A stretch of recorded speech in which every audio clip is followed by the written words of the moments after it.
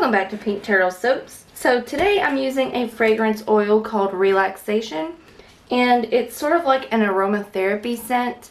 It's very similar to the patchouli soap that I made and like the dragon's blood. So if you are familiar with those soaps, then you kind of have an idea of what this smells like. It definitely smells like an incense or something, just without like all the smokiness. If I can find the fragrance notes, I will put them up on the screen for you just to kind of give you a better idea. I've already mixed in my lime water into my oils, so I'm just going to hop right in.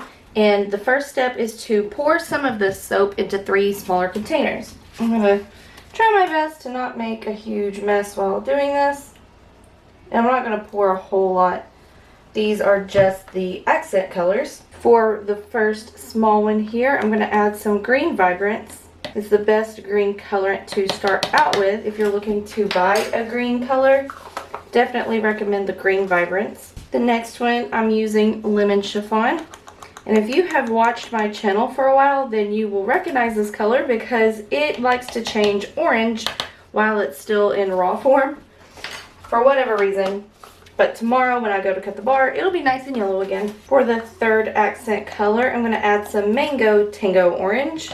And then for the main color of the soap, I'm using Cabaret Pinkish Purple. I don't know if they classify it as a pink or a purple, but it's definitely a mix of the two. Very, very pretty. So I'm going to add some of this into the bigger container. Okay, so we adopted a kitten a couple days ago. And he's at my office door crying. So I'm going to go ahead and grab my stick blender and mix these up lightest to darkest.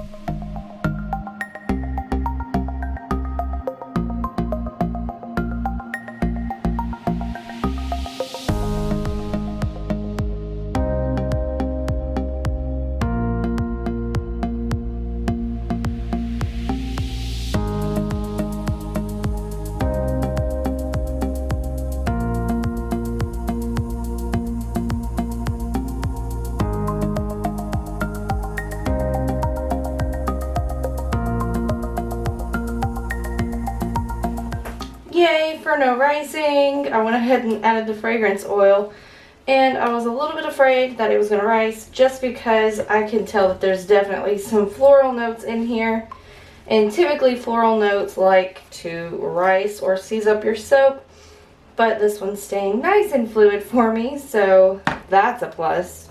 This fragrance is definitely earthy. I would really recommend this one for those of you that liked the Patchouli Paradise soap. This one is definitely really similar, so you'd probably like this one. So now that all of the fragrance oil has been mixed in by hand, I'm going to move these over and grab our mold really quick. Okay, so to start out, I'm going to grab the pinkish purple color here. It's sort of like a, I don't know what you'd call that, sort of raspberry color maybe? It is starting to thicken up. But that could be because of the fragrance oil. I want to pour all of it now. Well, almost all of it. I'm going to wait till the very end to scrape out this big bucket here. So I'm going to grab the green. I'm going to pour this in from up high because that pink is thicker. And I don't want the green just to set on top. Pour some of that in there. If you pour it up high, or you pour from up high, it'll fall further down into the soap, if that's what you're wanting. I'm doing the same thing with this yellow. Pour from up high so that it falls down to the bottom of the soap. And now we've got the Mango Tango Orange. I'm going to start from this end. Ooh, the orange is thicker than the other colors. Pour this green. Yeah, it's definitely starting to thick up a lot faster than I was thinking it would. And that's most likely from the fragrance oil. But I'm glad I was able to do some kind of drop swirl with it. Now that most of the soap is in, I'm going to go ahead and scrape out my containers. But I'll skip over this process, or I'll fast forward it so you don't have to sit here the whole time while I'm scraping.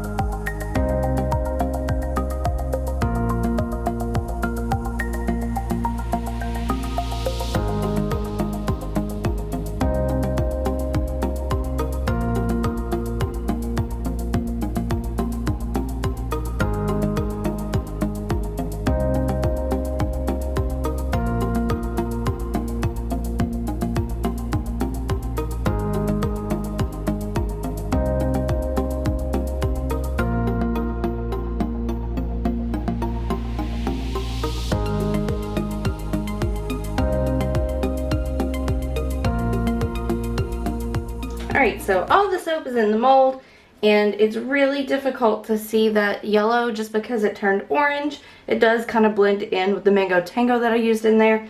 But as soon as I come back tomorrow to cut it up, it'll be back yellow. It's just one of those colorants that likes to color morph, or at least it does for me. Actually, I kind of want to know, if you have used lemon chiffon from Nurture soap, let me know if it discolors for you too. The important thing is that it always goes back to that really pretty yellow, so I mean, it doesn't really matter that it turns orange temporarily, but I'm just curious. So I'm going to spray this down with some rubbing alcohol, and I'm going to let this set for about 24 hours. By that point, it'll be nice and firm so I can unmold it easily, and I'm really excited to see how those colors look together and how that drop swirl came out. So I'm back to cut up the soap, and it actually didn't take near as long as I was thinking it would to set up, probably because of the fragrance oil.